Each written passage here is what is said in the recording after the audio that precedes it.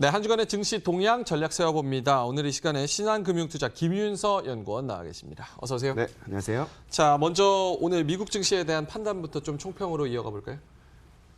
지금 이제 계속해서 G2 갈등에 따른 어떤 피해들이 경제 지표와 그다음에 기업들 실적에 조금씩 다시 좀 묻어나고 있는 모습입니다. 특히 반도체, 미국 반도체 기업들 화웨이에 대한 어떤 제재로 인해서 반도체 기업들의 실적, 특히 매출 가이던스가 하향이 되면서 주가에 좀 부정적으로 작용을 했고, 중국은 이제 산업 생산 데이터가 나왔는데 마찬가지로 굉장히 예상 수준을 밑돌면서 중국 경기에 대한 우려도 좀 부각이 됐습니다. 그래서 미국 증시는 뭐 주간으로 보면 지난주에 소폭 오르긴 했지만 그 폭 자체는 그렇게 강하지 않았고, 금요일 날은 이 어떤 G2 무역 갈등에 대한 우려가 다시 재차 부각이 되면서 좀 소폭 하락 마감했다라고 좀 보시면 될 것 같습니다. 예, 국제 유가도 이제 유조선 피격 이 배경이 뭐 이란이네 아니네 뭐 말들이 많은데 이로 인해서 지난 주간으로 봤을 때 WTI는 또 2.7% 또 하락하기도 했단 말이에요. 여러 가지 재료가 좀 혼재되어 있는 것 같은데 어떻게 보십니까? 일단 트럼프 정권 하에서 국제 유가는 계속해서 상당히 막혀 있다라고 좀 접근을 하시는 게 좋을 것 같아요. 예. 유가를 이제 미국 자체가 이제 그 유가 자체적으로 이제 원유를 생산할 수 있는 능력이 되면서 공급 측면에서 조절할 수 있는 능력이 생겼고, 그다음에 이제 유가를 낮춤으로써 트럼프가 얻을 수 있는 것들이 굉장히 많습니다. 첫 번째는 미국 내부의 어떤 실질소득, 사람들에게 저유가를 제공함으로써 실질소득을 증가하게 한다는 점이 있고, 두 번째는 이제 중동 세력과 러시아를 견제를 할 수 있다라는 거죠. 그들은 유가가 오르면 오를수록 많은 돈을 벌고, 반대로 유가가 빠질수록 재정이 어려워지는데, 트럼프는 계속해서 이제 이란을 공격을 하면서 중동 간의 분열을 일으키고 있고, 이란을 공격하는 목적은 결국 이스라엘과 그다음에 유대인들을 결집시키는 그런 과정이거든요.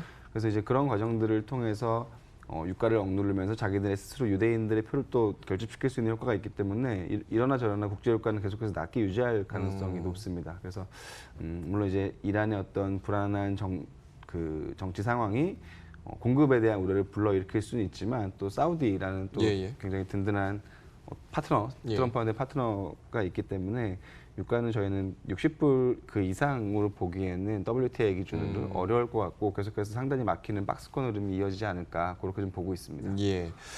자, 미국 내 기업 600여 개가 트럼프 대통령한테 편지를 보내서 관세 전쟁의 위험을 성토를 했어요. 월마트, 코스트코, 타겟, 갭 여러 가지 소비재 업체인데, 중국산 제품의 고율 관세가 미국 경제에 불안을 가져오고, 불안을 가져오면 일자리 상실에 소비자 손해까지 겹친다, 이런 얘기를 한 건데, 이거 영향 있을까요?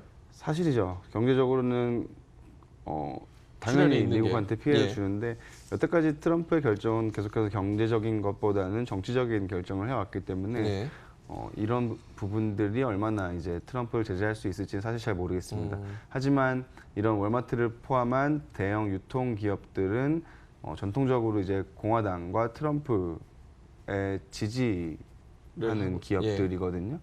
사실 뭐 그 최저임금부터 시작해서 민주당이 정권했을 때 이들 기업들이 그렇게 득이 볼 게 많지 않습니다. 세금도 그렇고. 그럼 트럼프는 계속 그 사람들 세금도 낮춰주고 이제 지원해주는 그런 역할을 했었는데, 지금 이제 이런 상황이 돼버렸기 때문에 여기서 과연 트럼프가 어떤 정치적인 상황을 할지는 좀 지켜봐야 될 것 같고, 결국에는 뭐 G20에서 미중 간의 정상이 만나서 어떤 결과를 도출해낼지가 포인트인 것 같습니다.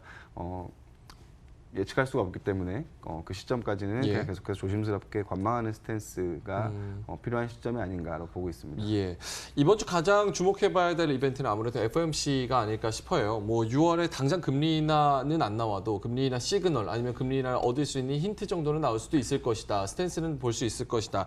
이렇게 얘기를 하고 있는데 어떻게 전망하십니까? 그 연준 위원들이 발표하는 점도표 금리 전망, 그러니까 앞으로 우리가 통화정책 기조를 어떻게 운영할 것이다라는 그 점도표 금리를 어떻게 수정할지를 확인해 보는 게 일단 지금 현재 시장과 연준의 간극이 얼마나 줄어들었을지를 볼 수 있는 첫 번째 포인트인 것 같고요.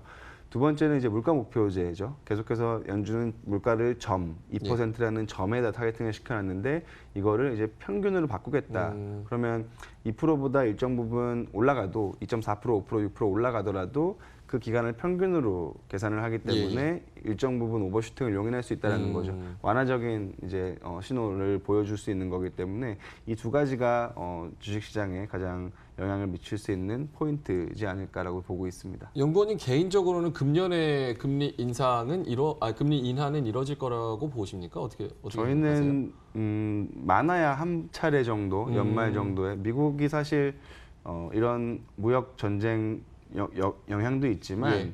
경기 지표 자체도 굉장히 지금 안 좋아지고 있거든요. 특히 물가 지표들과 제조업 지표들이 상당 부분 안 좋기 때문에 이런 경기 상황을 반영하면 적어도 6월, 7월 정도부터 본격적인 포워드 가이던스를 시작을 해서 뭐 9월이나 12월 한 차례 정도 인하할 수 있는 가능성이 있다라고 보고 있고요. 근데 반대로 이제 예상 밖으로 G2 간의 화해와 이 무역에 대한 봉합이 잘 된다면 예. 경기가 굉장히 빠르게 살아날 수는 있습니다. 그동안에 어떤 이연됐던 투자 수요들이 갑자기 또 나타날 거기 때문에 그런 부분들이 어떻게 해결될지를 좀 보는 게 포인트인 것 같아요. 만약에 잘 G2가 봉합이 예. 되면 뭐 금리 인하하지 않고도 계속해서 현 통화 정책 기조를 유지할 수도 있겠죠. 가능성은 높지 않죠?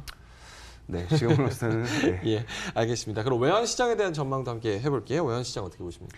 환율도 마찬가지죠. FOMC 회의 결과가 어떻게 나오는지에 따라서 이제 달러의 방향성이 결정이 될 것 같고요.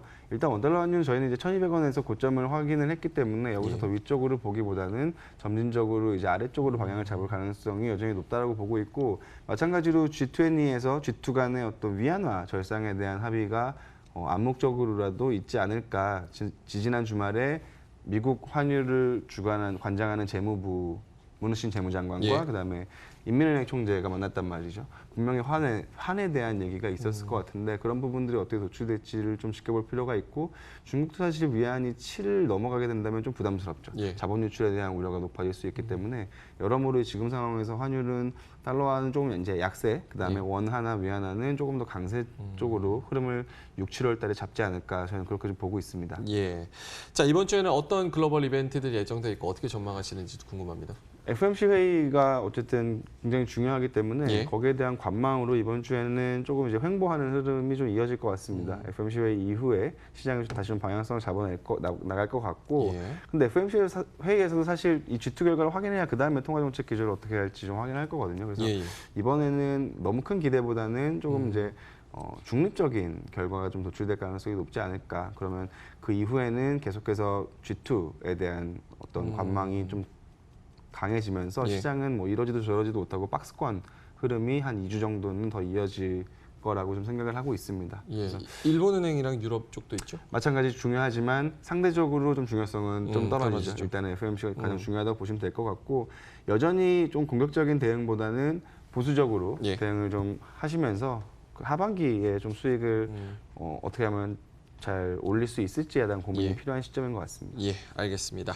자, 오늘의 애널리스트 뷰 신한금융투자 김윤서 연구원과 함께합니다. 고맙습니다. 네, 감사합니다.